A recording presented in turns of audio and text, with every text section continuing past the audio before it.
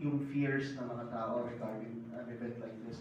Siyempre yung safety ng athletes, participants, ano po yung magagaranti po natin na uh, na we cannot avoid injuries or at least we can lessen and maagapan po natin yung mga injuries na mangyari or anything na mangyari po sa mga teams natin. Okay. First and foremost, actually, yung NAMSAC, mayroon pong waiver at the same time mga medical, kailangan i-declare mo doon if you are okay. No? And just in case, hindi naman natin po pinag-prepare or what. Kasi accident happen anytime, anywhere, you know, without any time. But we are prepared. Through the help of the Philippine Sports Commission Medics team, they are there in the ground to help, no, maintain yung good condition ng ating mga atleta, especially SONA.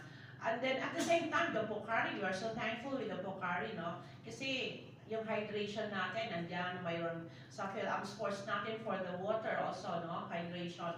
So naka-ready po tayo, and we're just praying that these people, no, pupunta doon na they are in good condition. Kasi siyempre tayo naman, no? Kung alam natin na medyo sintonado tayo, tayo munang lumaban. Kasi mapapahamak lang tayo. Yan po.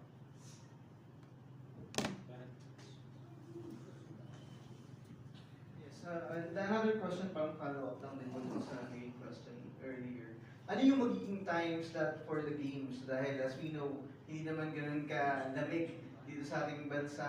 And during this season, medyo naging sobrang mainit talaga yung panahon. Miss Judith? Okay, kasi syempre matanda. Ang maganda lang sa matanda.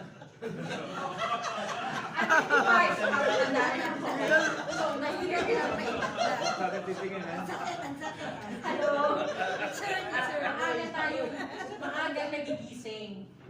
More than the younger, younger age people, ang matanda na maaga nagigising. So, we are starting then para maiwasan din yung pagkababad sa init ng araw. Ang first event natin is at 5:30 in the morning. At wala silang complaint. Gusto pa nila yon. And maaga pa silang pupunta nun kasi may roll call, may warm up pa sila. But the competition will start at 5:30. And then I think we will end around yung morning session. Mag-i-end ng mga around 10 o'clock. Para hindi naman sila mainitan. So may awarding lang kami in between. At ang start ng afternoon games will be around 3 o'clock. Pero ang maganda yun kasi November, hindi na kagaya ng summer last. Itong this year, napakainit talaga. So we always put that into consideration, yung mga ganyang concerns ng may edad na atleta.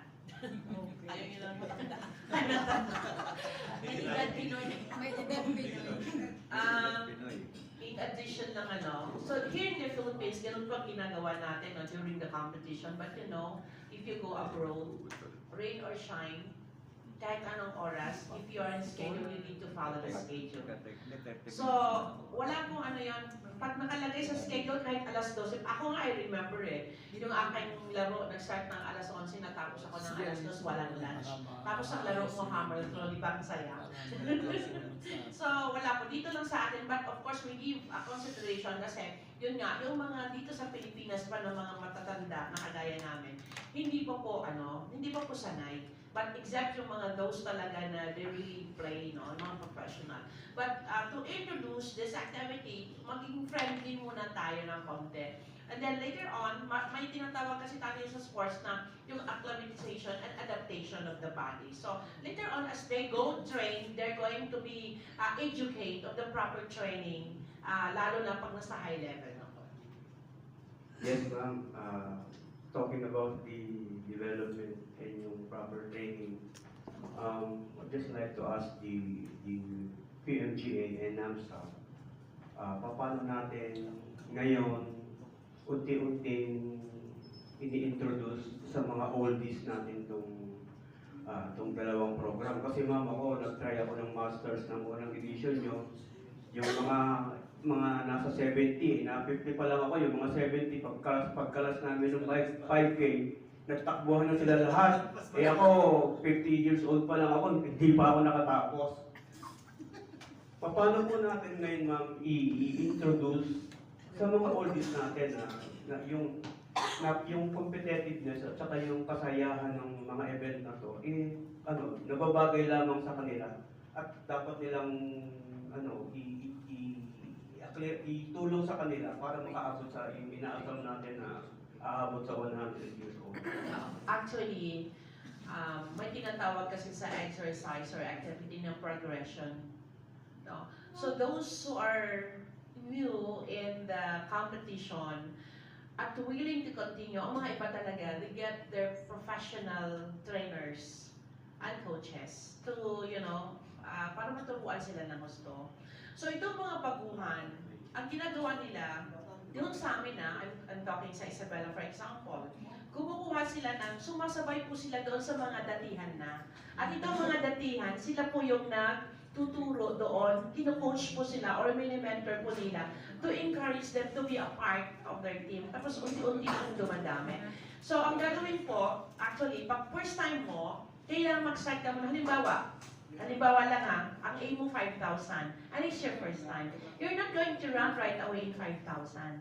You start with, for example, 3 ikot lang muna, walking, and then running, walking, and then up to such time na ma-adapt mo yung sarili mo, and then you go maintain na, and then you go ahead. So that's progression. So we also encourage them naman kung paano, kasi we're not going to allow them naman to force themselves to involve in the activity na hindi nila kaya kasi injury kasi mangyayari. Like for example, sa mga technical events, like sa laro ko, hammer throw, hindi po basta-basta yun. Kasi kailangan the proper basic steps. Kung hindi, ma-injury ka kaagad because of the power and the momentum. So, ini-introduce step by step. Like for example, just going to give you examples in this Judith. Hindi naman po siya athlete talaga noon.